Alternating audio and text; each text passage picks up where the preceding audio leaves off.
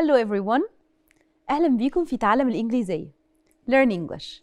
A new topic and a new day. So today our episode is going to be special because today we're going to look at writing skills, and today as well we're going to have a review for all what we have studied so far. So let's look in detail what we're going to study together. So as we said, today we're going to have vocabulary. النهارده هيبقى عندنا شوية new vocabulary واللي هي special occasions. So we're going to speak about special occasions and we're going to have a revision for the most important vocabulary that we have studied together so far. هنبص على أهم الفوكاب اللي احنا درسناه وهنعمل له مراجعة لكل اللي احنا خدناه من الأول لغاية دلوقتي. So we're going also to have grammar, and for the grammar we're going to review the most important tenses that we have covered. وهنبص في الجرامر على ريفيجن لأهم التنسز وأهم الأزمنة والstructures اللي درسناها مع بعض. And today is a very important day for skills, because for skills today we're going to have writing, we're going to have listening, and we're going to have reading.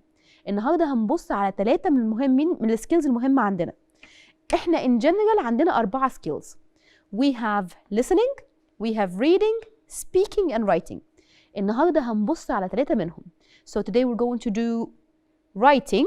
هنبص how to write an email and how to write an informal email. ازاي نكتب ايميل especially لو هنكتب informal email. And we're going to look at listening. هنعمل listening على practice على الحاجات اللي خدناها قبل كده. And we're going also to look at reading. Let's start together, and as usual we're going to start with idioms of the day. Okay, so today, as we said, our vocabulary part is going to be connected to special occasions. So if we're talking about special occasions, الoccasions اللي هي المناسبات. So if we're talking about that, our idioms for today will be connected to special occasions. So let's look at our first idiom that is connected to special occasions. And for those who don't remember the meaning of idiom, an idiom is an expression that we use. It's not literally connected to the meaning of the words. So هو expression بنستخدمه ومش مرتبط بالمعنى الحرفي للكلمات. So we use it to sound natural and more fluent. عشان نتكلم بشكل طبيعي وما نبقاش كأننا خارجين من كتاب. So let's look at the first idiom that we have, which is connected to occasions. So if we're talking about the first idiom, is called party pooper. So the party pooper is the person who doesn't like parties at all. So you can say that I don't go to parties, I am a party pooper. Or you can go and invite someone to your birthday, for example, and they can tell you, oh, I'm sorry, I can't come. I'm a party pooper, which means I don't like parties or I don't like attending special occasions.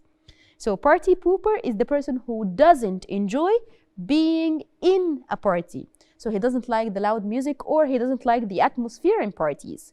So it's called party pooper. So think about it and think what kind of person you are. A party pooper or a party animal. And the opposite of the party pooper is partying animal. The partying animal is the person who loves parties. So think what kind of person you are. For the second idiom that we have, it's equal to the occasion. And when we say equal to the occasion means be able to do something. So if you are able to do something, it's called you are equal to the occasion. Or the opposite, you are not equal to the occasion. So, for example, your mother can tell you, I trusted you that you will do your best in the exam, but it seems that you weren't equal to the occasion, which means you weren't up to the responsibility. ما كنتش على قدر من المسؤولية زي الموقف. So it's called equal to the occasion. Or you can tell your sister, okay, take me with you to this party and I will be equal to the occasion, which means I will be responsible and I will act and behave well. So equal to the occasion is be able to do something, or be able to help with something is called equal to the occasion. بكده نبقى اتكلمنا على التو idioms الموجودين النهارده اللي مرتبطين بالoccasions and مرتبطين بالspecial events. So the first one is party pooper, which is a person who doesn't like parties, and the second one is equal to the occasion, which means a person or being able to do something. By this, let's start our first part, which is the vocabulary. So let's start and look at the most important words that we can speak about when we speak about occasions.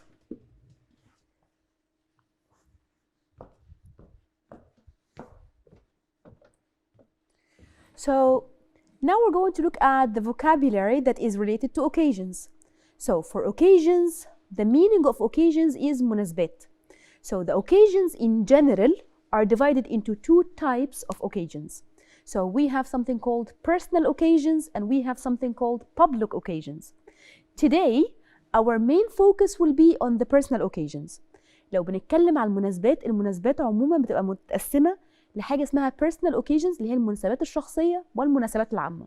So for today, the main focus would be personal occasions. النهارده الفوكس بتاعنا هيبقى على المناسبات الشخصية. Or the important events in our life. هنتكلم على المناسبات الهامة في حياتنا.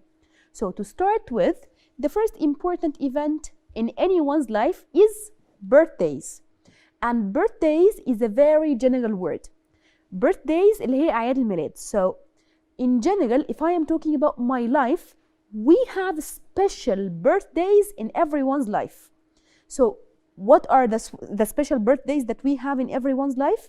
So your first birthday, which is when you are 1 year old. So the first birthday is a very special occasion. And then we have another important birthday, which is called the Sweet 16. So the Sweet 16 birthday or the Sweet 16 is when you are 16 years old. So this is when you become nearly an adult. So that's why when we speak about birthdays, we don't speak about birthdays in general. We speak about which are the important or key birthdays in everybody's life. So لما هنتكلم على أعياد الميلاد، مش كل أعياد الميلاد زي بعضها، بنفوكس على أهم أعياد الميلاد اللي في حياتنا عموما. So if we're talking about the English culture, الثقافة الإنجليزية عندهم importance خاص للfirst و16th birthday. أول سنة ولما حد بيتم 16.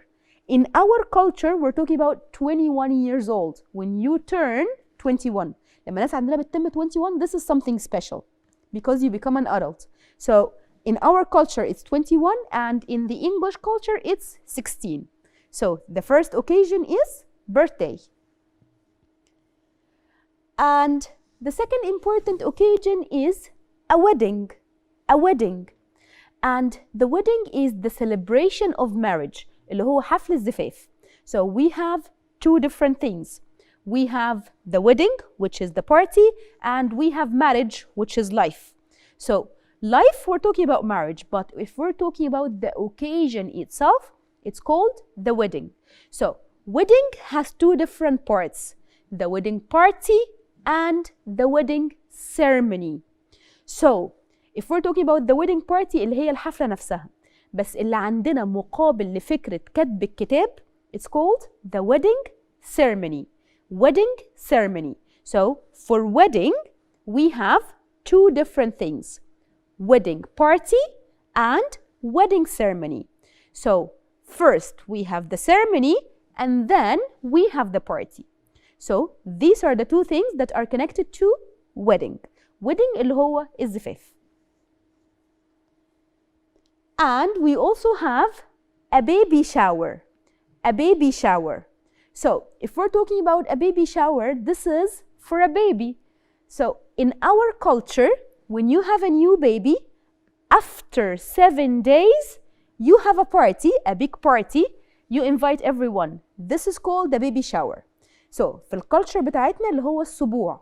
So after 7 days, you have a big party. It's a baby shower. But if we're talking about the foreign culture, if we're talking about the English culture, الثقافة الإنجليزية is different. So the baby shower for them is different. The baby shower is before you get the baby. هو البيبي shower بتبقى party بتتعمل قبل ما البيبي بيوصل، قبل ما البيبي بيجي أصلا. So the mother is pregnant، لما الأم بتبقى لسه حامل, they make a very big party and they get her presents. This is called the baby shower. So we have two different things. Our baby shower that we have when the baby is born.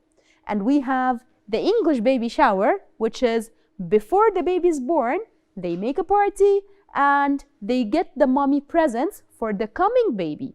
So this is called baby shower.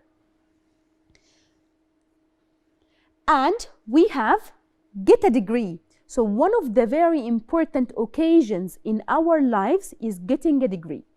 Getting a degree is when we graduate and we study for master's or PhD. الحصول على درجة علمية معينة is called get a degree. Like لما حد يبقى واخد ماجستير أو لما حد بيحصل على دكتوراه. So this is one of the very important occasions in anyone's life.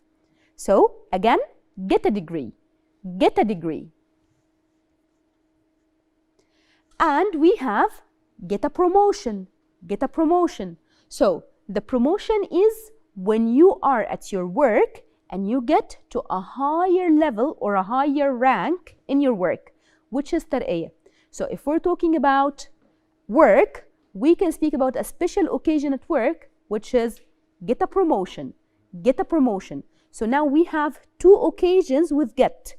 Get a degree and get a promotion. And we have graduation. Graduation. Graduation. So graduation is when you finish a stage of education. So for example, you are in high school or you are in secondary education. When you finish the whole stage, you graduate high school. And when you go to college and you finish the whole stage of college, you graduate college. So graduation is ending a stage of education. Graduation هو أنا بنهي مرحلة تعليمية معينة، مش التخرج بشكل عام من الجامعة. So خلصت مرحلة الثانوي I can say I graduate high school. I finished college, I graduate college. So graduation is finishing a stage. And we have engagement. Engagement. So an engagement is the step before wedding. لما هنيجي نتكلم على marriage in general, we have three different things. We have an engagement, which is خطوبة. And then we have the bridal shower. The bridal shower, which is the party that they make for the bride before the wedding. اللي هو الحنة أو مقابل لفكرة الحنة عندنا. They call it a bridal shower. And we have the wedding. يبقى احنا عندنا three different parties in the marriage stuff. So the engagement party, the bridal shower, and the wedding. والreason ان انا عندي كلمة shower بتتكرر زي ما في كلمة baby shower وفي bridal shower. كلمة shower ملهاش علاقة بان انا بستحمى. It's connected to the person is showered with presents and gifts. Because when you have a new baby, people give you a lot of presents. كأنه متغرق presents. So that's why we call it a baby shower. And the same thing happens with the person who's getting married. Everybody goes, they get them presents. So that's why it's called a bridal shower. And we have another very special occasion, which is retirement. Retirement. Retirement is التقاعد. And the occasion is a retirement party. A retirement party is a party that your company makes for you when you get old and you decide that you're going to retire. لما حد بيقرر إن هو يتقاعد, the company throws him a party. So this is called a retirement party. Retirement party. By this, we have talked about the most important occasions that you can find in your life in general. Let's together have quick practice for that.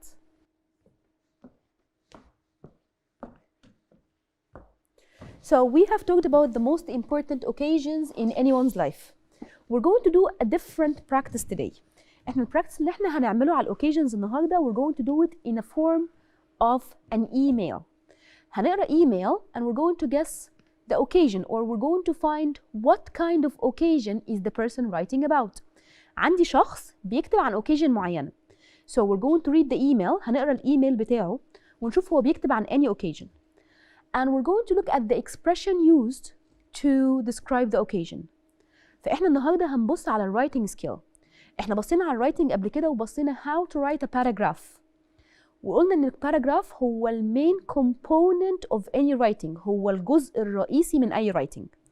تعالوا نبص مع بعض على sample من إيميل ونشوف هو كاتب أصلاً عن any occasion and then we can see how we can write something similar to that. Okay, so here we have, dear Jenny, and hope you are feeling better. I've just got back from our trip to Danny and Maria's wedding in Cornwall.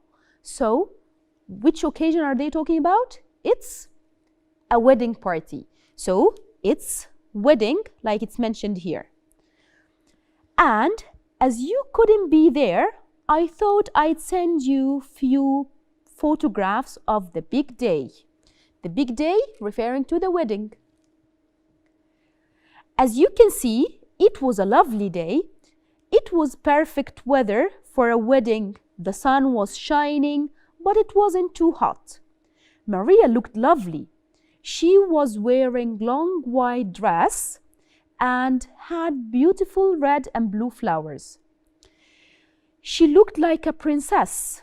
And Danny, well, he looked so smart in his suit.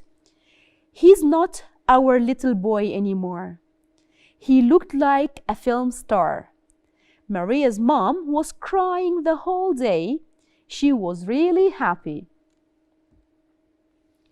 The ceremony was lovely, and then we had a reception. The meal was absolutely delicious. After the meal, Maria's dad gave a really funny speech and everyone was laughing.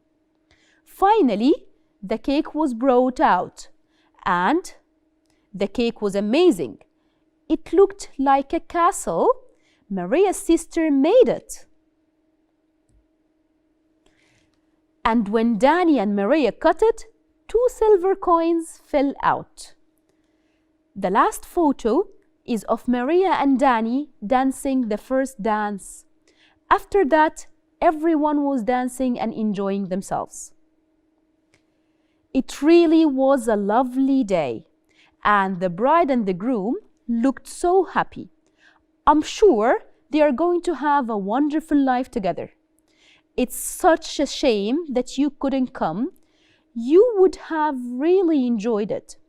I hope you're feeling better now and these photos give you a flavor of the day.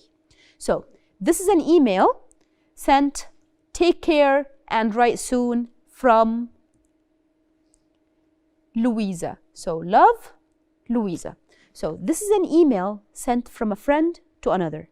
So this email is talking about a personal occasion, which is talking about a wedding. لو احنا بصينا على الايميل بتاعنا، من الاول خالص it started with dear Jenny and hope you're feeling better. هنا الميل بما ان احنا بنتكلم على informal mail كأني بتكلم مع الشخص اللي قدامي عادي جدا. فهنا كأنهم بيكملوا محادثة بدأت في الأول وإحنا ما شفناهاش. So there is some sort of conversation that happened before that. And in this email, they are continuing the conversation that they had before. يعني هم في الميل بيكملوا الconversation اللي هم بدأوها قبل كده. يبقى الإيميل when we're talking about informal email إحنا كأننا بالظبط بنعمل chatting مع حد من صحابنا. The only difference إن هو بيبقى له form أطول شوية.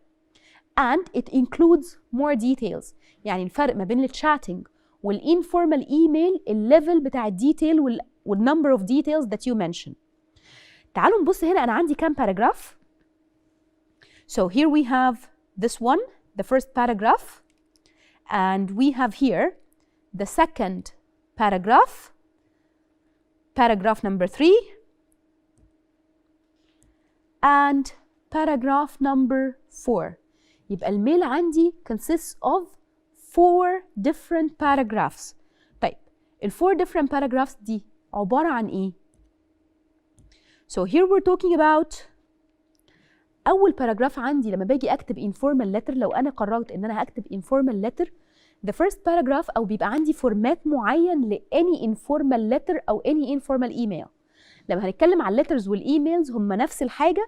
الفرق الوحيد واحد بيتبعت electronically and واحد بيتبعت on paper. بس الcomponents والconcepts are the same. الأفكار والمكونات بتاعت الاتنين هي واحدة. لو كتبت على ورقة أو كتبت على الإنترنت it's the same when it comes to the content. So talking about the content here, the first paragraph of any informal letter should include something that we call background to the letter. الباكجراوند ده اللي هو الجنرال ايديا بتاعت الكومبوننتس بتاعت اللتر. هو انا اللتر بتاعي هيبقى ايه؟ او انا بكتب اللتر ده عشان ايه؟ So I'm giving you some sort of background why I'm writing this letter. So highlighting the main ideas that pushed me to write the letter. يعني ممكن أكتب I am writing to tell you about my last trip. Or let me tell you how amazing was the film I saw yesterday. Just بجيب background information إن أنا كنت في السينما امبارح أو what happened. So I just give background information to the person why I am writing this email. So giving the main idea behind writing. فإحنا هنا background information I've just got back from our trip to Danny and Maria's wedding in Cornwall. يبقى هنا بيدي background أنا ليه بكتب الميل عشان أنا لسه راجع من الويدنج. If we're talking about the second paragraph, we have reason for writing. As you couldn't be there, بدي المبررات بقى، بدي تفاصيل أنا بكتب بالظبط ليه. يعني أنا اديت الباك أنا كنت بعمل إيه وليه أنا بكتب. Why I'm writing this. As you couldn't be there, I thought I'd send you a few photographs of the big day. يبقى أنا هنا كاتبة أو ببعت أنا ليه ببعت الميل بتاعي. And then we give something called chronological order of the events. ببدأ أحكي الأحداث بتاعتي وسبيشالي لما باجي أكتب ميل عن occasion ببدأ أحكي الأحداث بالترتيب عشان الشخص اللي قدامي ما يتوهش. So chronological means in order of time. يعني what happened first and then after that. يبقى احنا بنحط الحاجة بترتيب حدوثها. So لو أنا دلوقتي هم بدأوا بالwedding ceremony and then the reception and after that the cake ما ينفعش في الميل بتاعي أكتب we had a very delicious cake اللي هي حصلت في آخر الwedding.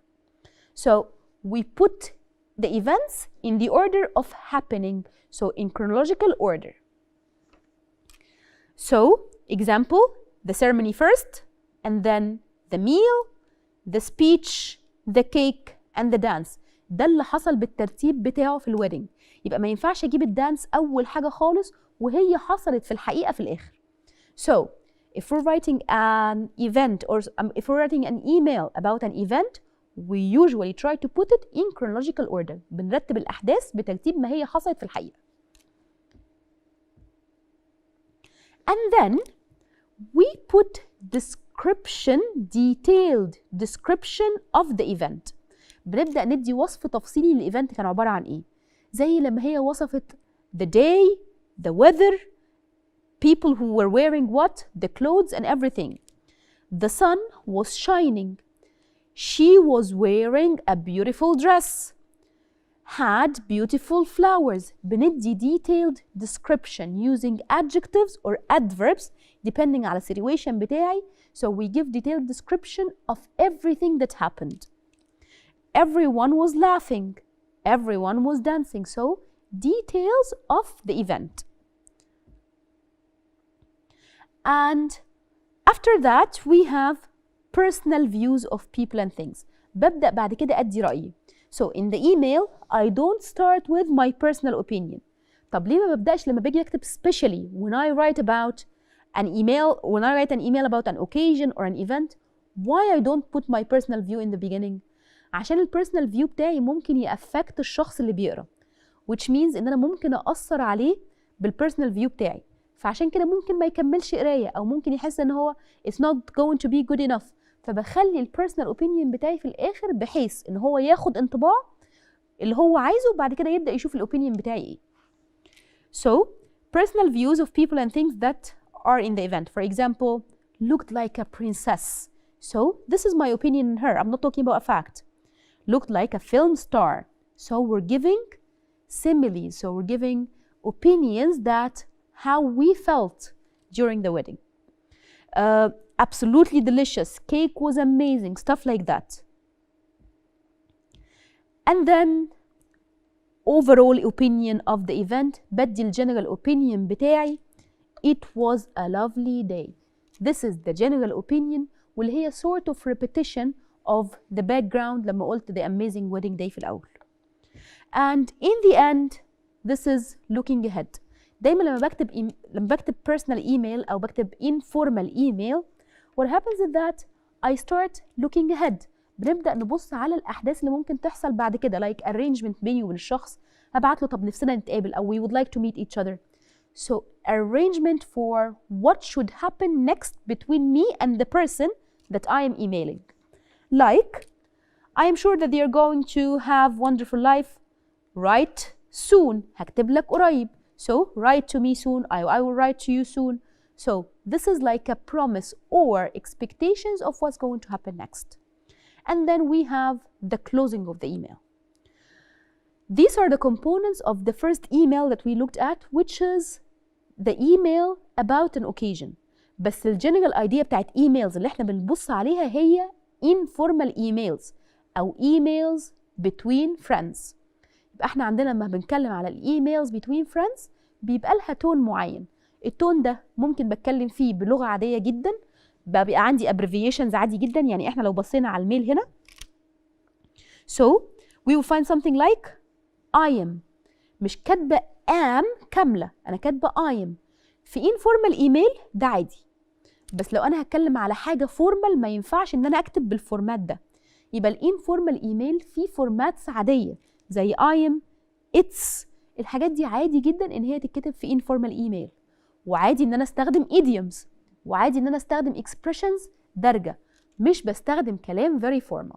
يبقى الانفورمال ايميل بتبقى التون بتاعته او الطريقه بتاعت الكتابه بتاعته مشابهه جدا للكلام العادي لو انا بتكلم مع شخص.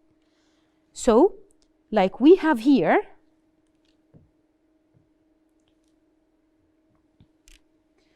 write soon.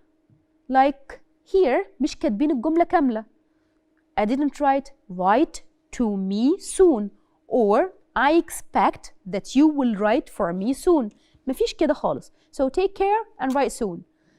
حتى الكلوجر بتاع الايميل is take care, which is خلي بالك من نفسك. So this is again spoken language. So in the informal email, in the writing, we use the spoken language in writing عادي جدا.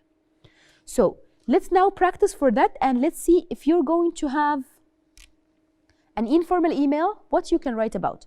So this is our task. A friend has written to you telling you what she has been doing about her family and that she is miserable at work. She's telling you about her family and she's telling you that she's very sad at work. She doesn't like her job because she finds it boring and repetitive. هي شايفاها مملة وبتتكرر كتير. And she doesn't like her colleagues. ومش حابة زمايلها اللي في الشغل معاها. Write a letter to your friend giving her your news and offering some advice. دلوقتي أنا بكتب formal ولا informal email? Here it's to a friend. يبقى احنا لسه بنتكلم على informal email. So let's look how we can write such an email.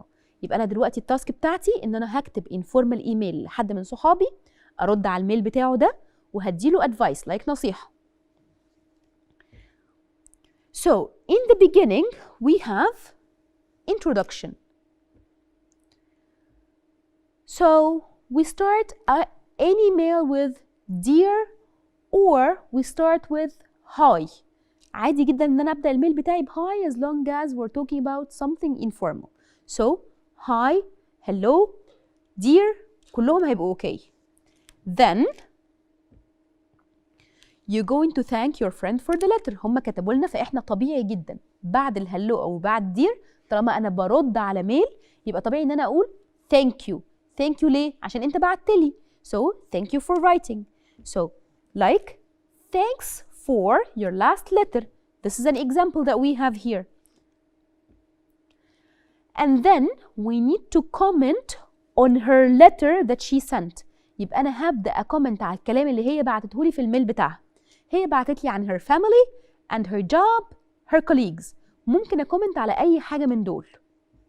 So I can say it was great to hear all the news. Or it was nice to know that your family is well. And we can add a further comment. بعد كده ممكن نحط comment زيادة. يعني ممكن نكومنت أكتر على الميل اللي هو كان مبعوث.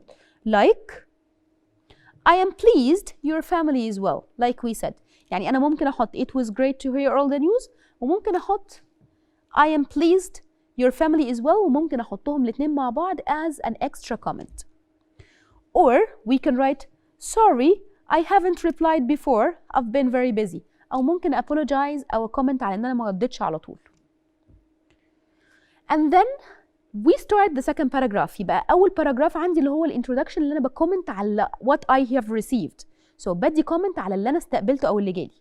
And then the second paragraph has its own components. So I start giving new stuff. يعني أنا دلوقتي مش برد بقى على الكلام اللي كان مكتوب بالحرف. أنا ببدأ أقول معلومات طالعة مني أنا. So you can give your own news. ممكن أطمنها عليا. And I can tell her, as you know, my job as a teacher has been keeping me occupied. أبدأ أكومنت على حياتي أنا. And I can tell her a bit about my personal life. Or I can say, as you know, my studies have been taking up most of my time. هبدأ أتكلم حياتي ماشية إزاي. And then you can invent any information you want. نبدأ نكتب بقى عن أي information عايزين نقدها. أي حاجة ليها علاقة بيا أنا عايزة أحطها في الميل بتاعي. I can send it to her. I spent last week at my cousin's wedding. I spent much time at the beach. I was trying to call you but I couldn't. هحط أي حاجة related ليا أنا وأنا حابب أبلغ الفريند بتاعي بيها. So all of this is in the second paragraph. Just got promotion at work so everything's been crazy. وفي examples كتيرة جدا ممكن نكتبها related to any type of email that we are writing. بس the main thing I'm giving my personal updates. يبقى أول paragraph I respond to the previous email. تاني paragraph giving updates about what's happening in my life. And then we have the third paragraph. الثيرد paragraph ده اللي أنا ببدأ أتعاطف مع المشكلة اللي هو بعتها لي. هي she was sending me an email telling me she's very sad at work. So she's miserable at work. So that's why I use this email to express sympathy. هتعاطف. So I can use any expression for sympathy. And I am very sorry to hear that you're having problems at work. Oh dear, I've heard what you said about your work and I'm not happy for that. So any sympathy. And then هي كانت بعتالي بتكلمني على problem عندها. فautomatically I will send her some sort of advice to tell her what she should do in such a situation. So I think you should look for a new job, for example. Or have you tried talking to your boss? هديها advice that might work for her situation. And I can give any kind of advice that can come to my mind, but the important thing, if someone is telling me about a problem, I should sympathize and offer an advice. If I were you, I would try to make friends with our colleagues. Why don't you ask your boss for ways to make your job more interesting? So we can have a lot of different statements to give advice in this situation. And then we conclude the email, or this is what we call it, the email closing. The mail closing is about expressing your support for your friend, is showing my friend how supportive I am. مش هنبدأ ideas جديدة خالص. بس in here, I hope my advice helps. مش هدي فكرة جديدة بس I just show that I support my friend. Or I hope you find a solution for your situation. مفيش أي حاجة جديدة, مفيش addition. And I ask them to write back to me. I ask them to keep the communication. So in this case, I can say, write to me soon, or look forward to your next email. And then we have the closure, or finish with a suitable ending, like best wishes, or love, or take care, or best of luck with that. أي email closure. And then I put my name. يبقى كده دي الكومبوننتس اللي بتبقى موجودة في أي informal email. يبقى الانفورمال email بيبقى عندي introduction, 2 body paragraphs, and the conclusion. Depending على type of email أو على الأوكيجن اللي أنا ببعت فيها الميل بتبقى الكومبوننتس بتاعته. بس in general هم 4 different paragraphs. الباراجراف بتاعي الأولاني بيبقى mentioning لconversation حصلت قبل كده أو بندسكس الحاجات القديمة. الباراجراف التاني بيبقى عني. الباراجراف التالت عنه. and the end is a conclusion. By this, we have looked at how to write an email, especially how to write an informal email. And we have looked at some language and some expressions that we can use in each and every email. تعالوا مع بعض نبدأ أول part في الريفيجن بتاعنا, and let's look at the vocabulary revision. So تعالوا نبص على الصورة and let's try to find who these people are. Okay, so first of all, we have the first person that we have here is John. Do you remember who he was? So, my father's name is John. So, the relation between Betty and John, John is her father. Okay, and let's look at this person here. So, what's the relation between Betty and this person? This girl here is her, what's the relation? Sister. Nice. Let's try to find her sister. So, name is Tim and my sister's name is, so what's her name? She is Lisa. Very nice. So let's look at Lisa here. So now we have John and we have Lisa. Okay, and we have the next person here, which is her brother. Let's try to find her brother's name. My brother's name is Tim. So this is Tim. يبقى أنا كده عندي Betty, her sister is Lisa, Tim is her brother, John is her father. Okay, let's look at the next one. So the next one is talking about her grandfather. This is the first person she talked about. My grandfather is Richard. Richard. Nice. Okay. يبقى أنا لو هبص على الفاميلي هنا الصغيرة دي اللي هي her father, mother and brother and sister, if you remember, this was called the nuclear family. ولو هنبص على big family that we have here, this was called the extended family. يبقى هنا Betty is talking about her extended family اللي بتتكلم فيها على all family members. بكده نبقى عملنا أول ريفيجن عندنا النهاردة واللي هو على الفاميلي. Family like father, parents, grandparents, siblings, and we're talking about cousins, aunts, and uncles. So this is the first thing that we can review today, which is family and family member. The second thing that we're reviewing today is our homes. And we're going to review giving detailed description for our home. So let's look at it here. Here we have a dining room. فاكرين الفوكابيلاري اللي كنا واخدينه لما اتكلمنا على dining room? Now we're going to look at the vocabulary and we're going to look at how we can give detailed description. طيب عشان ادي detailed description انا لازم الاقي الباب بتاع الروم بتاعي لان احنا بنبدا الديتيل description بتاعنا starting من الدور.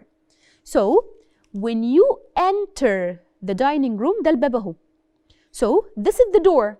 When you enter the dining room, you will find, what's this? A table, and it's in the dining room, so it's not a normal table. You will find a dining table in the middle with chairs around it. So, dining table in the middle and chairs around it. And you will find a cupboard on the left. So, you will find a cupboard next to the door on the left. يبقى أنا عشان أدي detailed description بستخدم ال prepositions اللي احنا خدناها قبل كده. Like around, in the middle, between, next to, in front of and behind. So, all these things can help me give detailed description. So, here we have a cupboard next to the door on the left. And opposite to the cupboard, we have the dining table again, this or that. And we also have a chandelier above the dining table. So we talked about on and now we have above. بقول on لو الحاجة لمساها. So if the object I'm talking about is touching it, it's on. If we have space, it's above. هنا ال chandelier is touching the table or there is space? Because we have space, it's above. So we have chandelier right above the dining table, and we have a rug on the floor. يبقى احنا كده لو هنعمل revision ازاي ادي detailed description for a room, I can go for when you enter the room, you will find a cupboard next to the door on the left. Right in front of the cupboard, there is a dining table and there are chairs around it. And above the dining table, there is a chandelier and there is a rug under the dining table or on the floor. بكده نبقى عملنا revision بالنسبة لأهم ال vocabulary that we can face when we speak about apartments and when we describe our rooms. And we saw how we can give description, detailed description using prepositions. Another thing that we have studied together, حاجة تانية احنا ذاكرناها مع بعض كان adjectives, and when we speak about adjectives and adverbs. So here we're going to look at adjectives and look at using adjectives in the comparative form.